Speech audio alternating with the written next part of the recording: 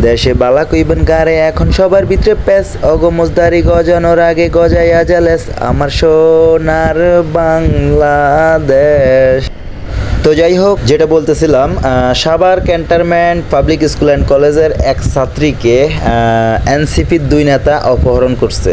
এদের রাজনৈতিক পরিচয় হচ্ছে ঢাকা উত্তর জেলা মুক্তিযুদ্ধ বিষয়ক সম্পাদক তহিদুল ইসলাম চানবি এবং তার সহযোগী নাজিম। তবে আমার প্রশ্ন হলো, এদের কাজ কি? এদেরকে দিয়ে রাখছে মুক্তিযুদ্ধ বিষয়ক সম্পাদক। তো এরা যদি মেয়ে অপহরণ করে আর কি, স্কুল ছাত্রীকে অপহরণ করে, তো এই কি মুক্তিযুদ্ধের চেতনা?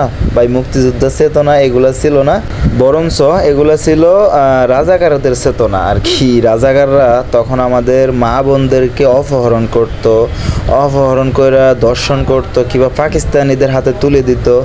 মানে এগুলাই ছিল রাজাকারদের চেতনা। একজন মুক্তিযুদ্ধ বিষয়ক সম্পাদকের যদি এই কাজ হয়, মেয়ে অপহরণ করা কিংবা গুম করা, তাহলে তো ভাই হইল না, মানে বিষয়টা হাস্যকর হয়ে গেল।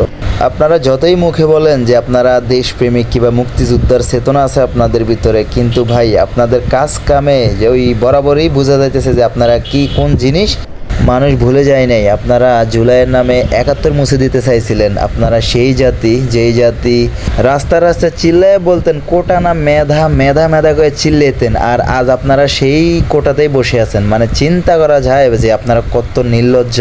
তো যাই হোক, কথা বলতে গেলে আরও অনেক কিছু বলা লাগে, সেদিকে না যাই। এনসিপির যে দুই নেতা, তাদেরকে পুলিশ অ্যারেস্ট করছে। আর সবচেয়ে দুঃসংবাদ যেটা, সেটা হচ্ছে মেয়েটিকে এখনও উদ্ধার করা যায় নাই। সেই স্কুল ছাত্রী এখনও উদ্ধার হয় নাই। আমরা সবাই তার জন্য দোয়া করব যেন তাকে পুলিশে আর কি সুস্থভাবে উদ্ধার করে, যেন সে তার মায়ের কোলে সুস্থভাবে ফিরে যেতে পারে।